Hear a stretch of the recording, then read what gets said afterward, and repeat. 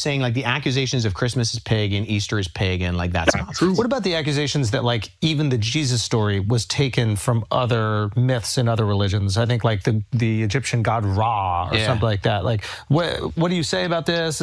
What's going on, everybody? It's your boy, the Scripture Plug.Albert, and today I'm coming at y'all with another banger. And this reaction is going to come from the Flagrant Foul podcast, in which Wes Huff was on there answering all the questions, all the objections that people have for Christianity. So, can't wait to get into it. Let's learn something. I thought he was succumbing to the will of the people. No, I thought it was a train. There was a runaway train. There's nothing he could do about it. He's like, the only way that we can keep the empire together is we start following that. And then there's all this conversation of them like including pagan rituals into this new version of Christianity, which I'd love you to speak on, so that the pagans would more easily adopt it. Yeah. But you're telling me that this is just like completely false. So there are like there are kernels of that's true in the sense that like Christians would do things like build churches over the sites of old temples, in that they said like you're coming here anyways to worship. Now worship the true God in the same location that you're regularly aware of going to anyways. But the assimilation of pagan practices, that's a myth. How do we get the eggs in Easter? That's a Middle Age thing, because eggs were associated with both new life and spring in Europe. It's a European thing. Christmas. How do we get Santa? Santa is like a combination of St. Nicholas, who is a 4th century bishop, and Sinterklaas in Germany. I think it's a New York thing. I think eventually the Dutch in New York. That's fire. Good for y'all. You're going to take credit for that one? Yeah. I mean, yeah, he should. He should. Yeah. Him and him. And so it like all comes together. So this doesn't exist prior. What? The celebration of Christmas. Oh, no, Christmas goes really old. Yeah. So there's a guy named Jew. I don't understand why people like to think that, oh man, because this is this and this and this, when ultimately, what is Christmas about? Christmas is not Saturnalia. Christmas is not anything other than the understanding of the birth of Christ. That's it. That's all. Easter is nothing than the understanding of the resurrection of Christ. That's it. That's all. All these extra theatrics, why would we have to take from the pagan things or pagan nations when ultimately, when Christianity started, it was started in the manner of being persecuted? For the first few hundred years in which we were still doing these things, in which we still celebrated the Passover, in which we still celebrated the resurrection of Jesus prior to all this. So why would, after 300 some odd years of persecution and Christianity still exploding, now all of a sudden we got to then adopt these things so other people can join?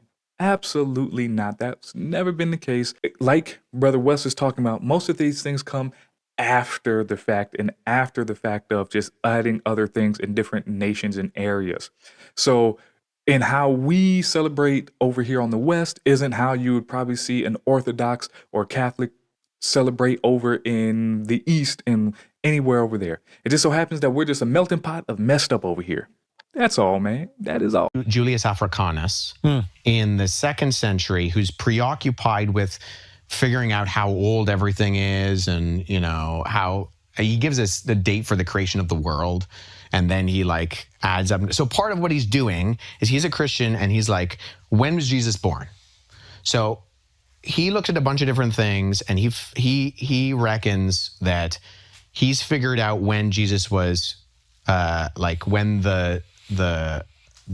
when Mary got pregnant, and then he counts 9 months and gets to December 25th. And so that's, is it 24th or 25th? Why did I blank? 25th. I was right the first Oh, time. you know why? I just ran with it. Why? When do the true Christians celebrate it? January 6th. Damn it. What's going on? So the Orthodox do it on January 6th. But it's the same date, we just use different calendars. That's why. Oh. You guys stuck with the old calendar. We went to the new calendar. It's the exact same date. Our calendars changed. Yeah. Oh, I didn't know that. Yeah. What about Halloween? Halloween is All Hallows Eve and the like pagan stuff. appears to have been entirely invented by commercialization. So you're saying there's no pagan influence on Christianity? I'm not saying that. I'm just saying like the accusations of Christmas is pagan, Easter is pagan, like that's not true. What about the accusations that like even the Jesus story was taken from other myths in other religions? I think like the Egyptian god Ra or something like that. Like what do you say about this? Is it just like a common occurrence? Like how do you feel? Is it bullshit? Yes. Really? Well, talk that shit. It's Jesus mythicism. And see, he's going to do a great job at breaking this down better than I would. But I recently reacted to a video, which I need to put out, by the way, with J. Warner Wallace of Cold Case Christianity, and displays how when it comes to certain aspects, when we think of God, omni, property holder, eternal, all these things, of course, there's going to be similarities in that in which who God is and the like. But when it comes to the truth of the true God of the scriptures, nobody encapsulates what it means to be God like the God of the Bible, the true God. And also all these other areas in which they say, oh, well, man, Krishna or Osiris or whatnot. When you actually break down their stories, they're not similar at all. And a lot of the things that are similar that people talk about usually come after the fact of Christ. They're later additions. And you can see Inspiring Philosophy as he breaks down all these myth objections and right here to see that there's really not that much correlation. And also what people want to assume and say, oh, well, Christianity took from. Nah, because ultimately, again, there's truth. There is truth, I believe. And obviously, when it comes to Christians, we believe that there's truth. So these other areas that have some truth in them, for sure, but they're typically surrounded by a whole bunch of lies and a whole bunch of nonsense that allow people like you guys who fall for that to then say, well, see, Christianity's not true. So then y'all can stay in your disbelief, which isn't going to be beneficial for you when it comes to your life, your afterlife. And no historian, like even the people who doubt that Jesus exists, don't use that argument because usually historians are aware of the primary sources. And if you look at the stories of like Horus, Ra, Mithras, Attis, if you look at the details and then try to find the parallels, they're just not there. It was made up by largely and popularized by the Dan Zeitgeist. Brown? Oh. You know, the movie Zeitgeist? Yeah, Like a YouTube thing. Yeah. It's made up from thin air. So if you look at the actual stories of like Horus, Ra, the accusations of virgin births and 12 disciples, and you won't find them in those things.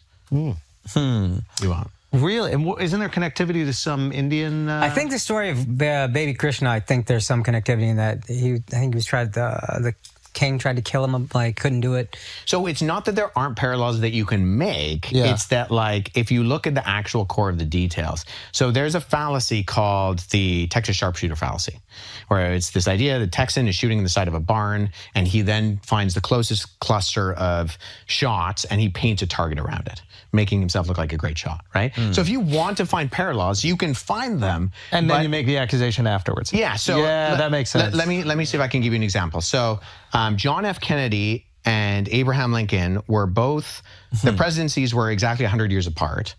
And Abraham Lincoln had he had an assistant by the name of Kennedy, and Kennedy had an assistant by the name of Lincoln. Both were assassinated by a man who went by three names, right? John Wilkes Booth and Lee Harvey Oswald. Kennedy was assassinated in a Lincoln. And Lincoln was assassinated in the Ford Theater. So, like, if you want to go down the rabbit trail of trying to find all these things, you could argue that John F. Kennedy never existed. He was just a copy of Lincoln. And that's the great one is that before Lincoln died, he was in Monroe, Maryland, and before JFK died, he was in Marilyn Monroe. That's wild. I didn't say that. Mark did. But it's these kind of things, right? So you can find parallels. I saw this on like a VHS when I was like 8 years old. That's good. That's a credible source. My details are. No, it's the story of baby Krishna. But the details are a little iffy. But I remember growing up in such a Christian country that I was like, oh, they took this from the Bible. Right. But I didn't know Hinduism was older and the story of Krishna was older. So that just came to me. That wasn't like I'm trying to find the thing. And that always just stuck with me because I remember thinking like, oh, they stole this from Christianity, which is very funny. So there's also like issues of correlation and causation. So if you do find parallels and you want to assert that Christians invented it, you have to find the causative links rather than just the correlations. Because the correlations could actually exist, but things correlate all the time. Yeah.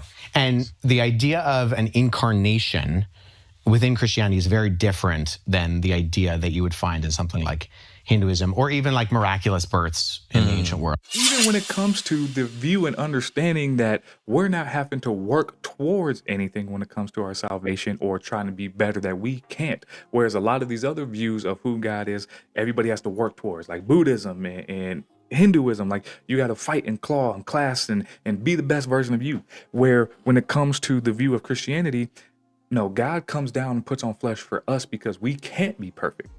We can't unless God puts his righteousness in us, which is not seen anywhere else in these other views of God or anything else like that. Or when it comes to the fact that God is love when it comes to the scriptures, but yet all these other views of God, there's this understanding of fight, or if you get to the Enuma Elish, then gods have this conflict and then boom, here we come, whatever the case. But anyway, with all that I'm trying to say, when it comes to the truth that there's a God, a lot of evidence, all the evidence points towards the fact that God exists. Many different arguments that display that, philosophical arguments, scientific arguments, historical arguments, prophetic arguments, all these things display that a God exists. And then when it comes to the true God, you can point towards the true God, and the only God that makes sense is the God of the Bible. Whoops, upside down. God of the Bible. So y'all need to get to knowing. Y'all need to get to knowing and understanding that this right here is true.